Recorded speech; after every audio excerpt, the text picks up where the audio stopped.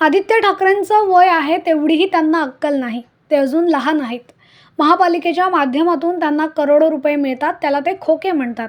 आणि थोडे पैसे मिळाले की हे मलाई बोलतात. त्यांना ती सवय झाली आहे. ते आदित्य ठाकरेच होते ज्यांच्यामुळे शिवसेनेचे 2 तुकडे झाले. मी आदित्य ठाकरेंना चॅलेंज देतो. मी 2.5 वर्ष मुंबईचा पालकमंत्री होतो. या काळात एकही कॉन्ट्रॅक्ट बिल्डर बोलला दीपक केसरकर यांना 1 रुपया जरी दिला असेल तर मी राजकारण सोडतो. आदित्य ठाकरेंसारख्या लहान मुलाकडून ऐकून घ्यायला मी आलेलो नाही. हम आग पे चलते हैं, चलते ही रहेंगे. ये लोग पॅलेस पॉलिटिक्स करते हैं, करते ही रहेंगे. अशा शब्दात दीपक केसरकर यांनी आदित्य ठाकरेंवर निशाणा साधलाय. शालेय विद्यार्थ्यांच्या गणवेश वाटपात मोठा भ्रष्टाचार झाला असल्याची टीका आदित्य ठाकरे यांनी केली होती. याला उत्तर देताना दीपक केसरकर यांनी आदित्य ठाकरेंवर जोरदार प्रहार केलाय. पाहूयात. देखिए, आदित्य ठाकरे ये नासमझ है, इनकी एज है उतनी भी उनकी अकल नहीं है, क्योंकि जो कपड़ा लिया गया उसमें 11 करोड़ कम में वो टेंडर आया था, 11 करोड़ कम में, तो किसको क्या मिलेगा? इनको ये आदत हो गई है म्यूनसिपाल्टी की वजह से, करोड़ों रुपया उनके पास आता है तो उनको खोके बोलते हैं, जब थोड़ा पैसा आता है तो उसको मलाई बोलते हैं, तो ये इनकी आदत बन गई। देखिए, आदित्य जी की वजह से शिवसेना के टुकड़े हो गए।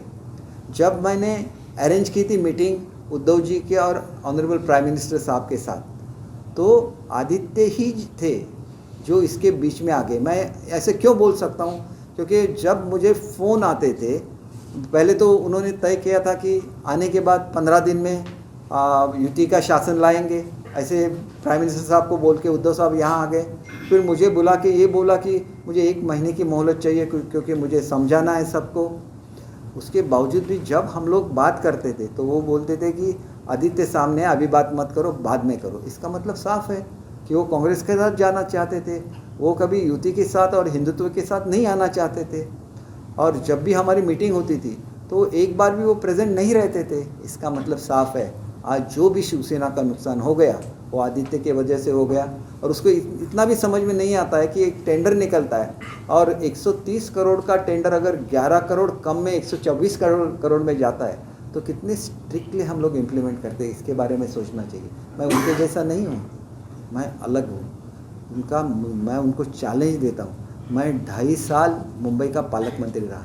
सबसे जो रिच टाउन है वो मुंबई सिटी है, और मुंबई सिटी में अगर एक भी बिल्डर और एक भी कॉन्ट्रैक्टर बोलेगा कि दीपक केसरकर को 1 भी रुपया दिया है तो मैं अपना पॉलिटिक्स छोड़ दूंगा। ऐसे बच्चों से मैं बात सुनने के लिए यहाँ नहीं आया। मैंने मेरे पुरखों की जो अमीरी थी वो छोड़ के मैं आ गया पॉलिटिक्स में। तो हम लोग आग पे चलते रहेंगे, ये लोग पैलेस पॉलिटिक्स करते रहेंगे।